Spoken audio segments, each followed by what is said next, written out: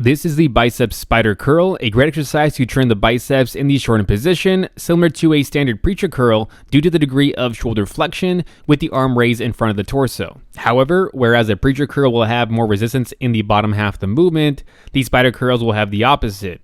Less resistance at the bottom and more at the top, making a great way to add variation into your biceps training. There are many ways to perform this exercise based on the equipment you have available, including some that you may not have seen before. So make sure you watch the entire video so you can find the one that's right for you.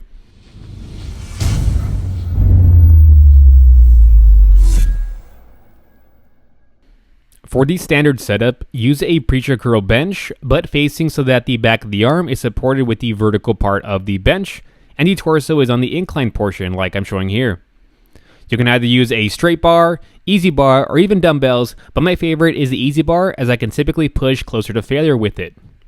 Now if you're using a preacher curl bench with a seat like I'm doing here, make sure the seat is all the way down so you can get a full range of motion.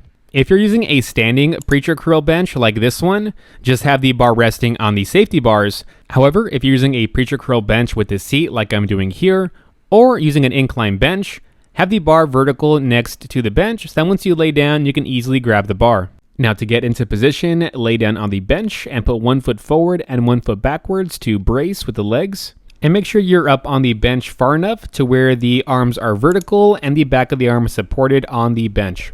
Next, grab the bar with the hands at shoulder width and fully extend the arms.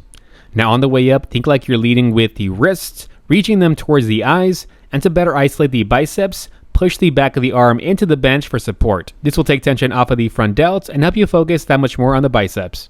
Go up, going past a 90-degree bend at the elbow, and get a pause at the top, really feeling that contraction. Now on that way down, always slow and controlled, 2 to 3 seconds, again slightly pushing the back of the arm into the bench, and to feel more tension in the biceps, think like you're reaching the hands away from the body until you fully extend the arm. To prevent excessive rounding of the shoulders and using momentum, think like you're pointing the chest up and slightly reaching the shoulders back. Now towards the end of your set, you may not be able to go all the way up, and that's okay. Still try to get a pause as high as you can get the hands. Now if you don't have a preacher curl bench, you can use an adjustable bench set in the angle at around 45 degrees. Have the feet out wide underneath the hips, or if you're tall enough, you could even have the knees on the bench up like this. Now execution of the movement is the same. However, without the stability of having the support on the back of the arm, you're really going to have to prevent the use of momentum and using other muscles to bring the bar up.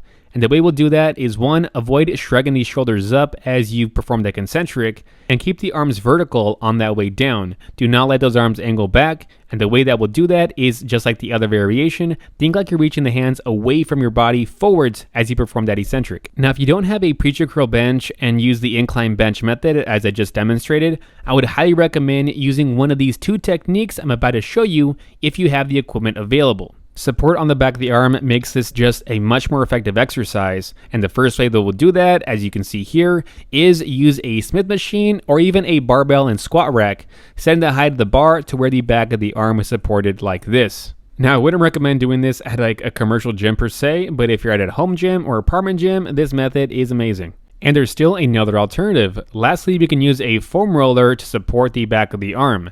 Just angle the bench a little bit lower to account for the added height of the foam roller so that the torso is still angled around 45 degrees. And although not shown here, for ease of setup, you can use a light resistance band to secure the foam roller to the bench so it's easier to get in and out of position. Thanks for watching. Please like this video, but only if you learned something. And please subscribe to support the channel, it really means a lot. And stay tuned for more of the best tutorial videos just like this one. See ya.